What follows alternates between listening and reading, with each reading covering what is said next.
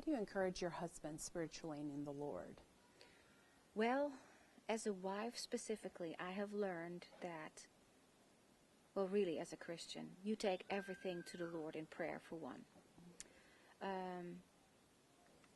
You learn first to love the Lord, and then you learn to love those around you and your husband specifically. And we're going to find in a relationship with our husband that our husband isn't perfect. And I think in our marriage we are quickly tested, and what is in us is going to come out.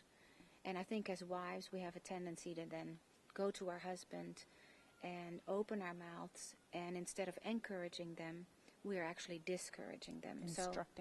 Instructing them. So I know that for me, I just have to live before the Lord constantly, with my face before the Lord, and asking Him, help me to love my husband, help me to be a blessing to my husband. I, before the Lord, want to be the best wife to my husband that I can be in the Lord. So much prayer.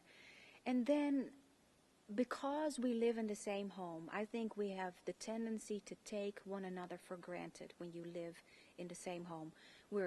We're nice to visitors, but if we're in a bad mood, we don't seem to care as much if we just kind of let that out in front of those that live in our home.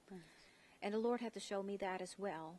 So then having the awareness that Christ is with us and in us constantly.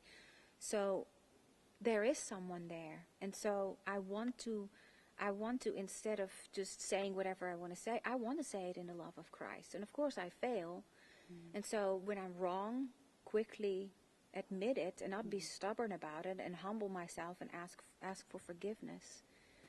And also believing the best in Him. We all are also given spiritual gifts, and walk in that, whether it's through encouragement, or maybe your gift might be teaching as a wife, and your husband may not have that gift. Doesn't mean that I have to go give him a lecture, but if God shows me something in the scripture, just from one person to another, say, I'm so excited because God showed me something in the Word, and I just really want to share. And being, as a wife, being open to the burdens that your husband bears, and just sensitive to one another's need. Study one another.